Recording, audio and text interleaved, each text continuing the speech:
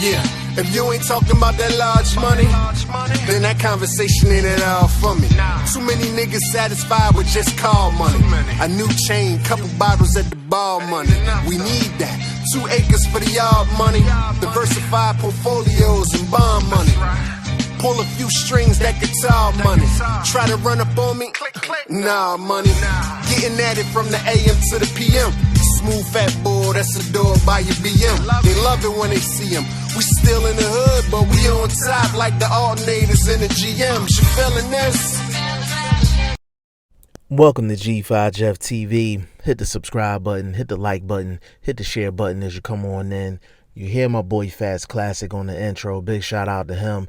His link is in the description box. Definitely give him a download, give him a listen. And check my boy Matt Apparel out on IG at We All From. And definitely follow me on Instagram at BoxWithG5 Jeff TV. That's BOXWIT G5 Jeff TV. Now, I just got an email not that long ago from the WBC.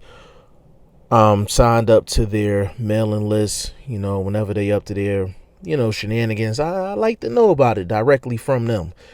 So I get an email and they have made some adjustments to how they do the testing for Clenbuterol. Now, Clenbuterol is the performance enhancing drug that Canelo Alvarez was popped for. And there's been other fighters after Canelo Alvarez that's been popped for Clenbuterol.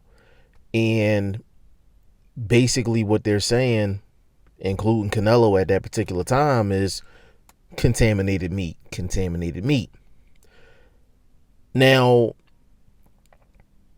they actually referenced Canelo Alvarez in their actual explanation in their article about how they're going to test for Clenbuterol.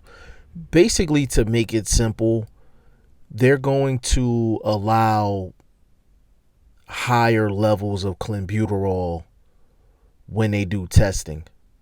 So basically, if a person's levels are under a certain number when it comes to Clenbuterol, they're going to let it go because of the contaminated meat, quote unquote. And basically the research that they've done, any fighter that's under those circumstances shouldn't be penalized. Like, that's basically what we're talking about here. Now, y'all know me. I am anti-performance enhancing drugs. I can't stand people to test positive. I don't care who it is. I think there's enough education, there's enough information out here for you to make sure that you don't have anything in your system. And if you have tested positive for performance enhancing drugs, that gives the fans and everybody else the ability to question everything you've done for your entire career. Like, no performance enhancing drug is worth my name, worth my reputation. That's just how I feel about the situation. But the WBC once again is doing something that is catering to certain fighters. I mean, I don't even have to spell this out. The WBC is making adjustments to rules and things of that nature to cater to certain fighters. Us as boxing fans, we know what this is. Boxing hardcore fans, we definitely know what this is. And the question now is, what can we do about it? Because all of these sanctioning bodies, they run a dictatorship. They do what they want when they want because they don't have to answer to anybody. And I'm tired of repeating that, but it's the truth. The WBC only has to answer to one person, and that's the WBC. Point blank, period. Now, what can boxers do? What can promoters do? What can, just people within boxing, what can they do in regards to this situation? There's no one to govern the WBC or any of these sanctioning bodies. The only thing I can really think of, which is not going to happen, is to just not acknowledge the WBC.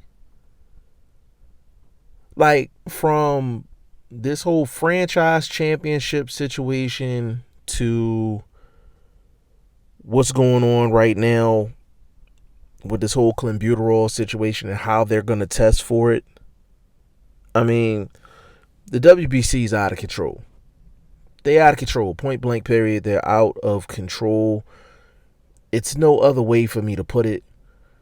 And, you hear rumors that, Al Heyman and PBC, they don't acknowledge the WBO. And, you hear things like that.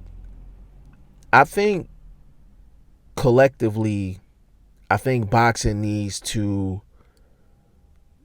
do something about the sanctioning bodies. Like, something needs to be done with the sanctioning bodies. I said it a long time ago. If you want to phase out the sanctioning bodies,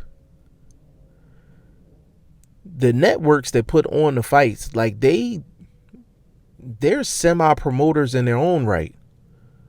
They're investing in the sport. They're investing in not only fighters, but they're investing in matchups, events. The actual network can have a title. The actual networks can have a title. Showtime can have a title. ESPN can have a title. You know what I'm saying? DAZN can have a title. At least, if the networks had a title, they have to answer to the television folks. There's money tied in. They have to answer to the fans. They have to answer to the people up top when it comes down to their network. We would be better off if the networks had belts except for these sanctioning bodies. Because like I always say,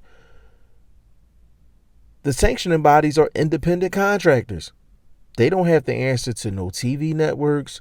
They don't have to answer to the government. They don't have to answer to an overseeing body or anything. I'm not saying that I have all the answers. It's just something to think about. If you disagree, that's cool. Not a problem. But I think we should all be in agreement with this. The WBC is out of control. Flat out out of control. Something needs to be done about the WBC, period. Y'all let me know what y'all think in the comment section. G5Jeff TV. Hit the subscribe button. Hit the like button. Please share this video. Support your boy. Support good content at all times. I appreciate y'all. Peace.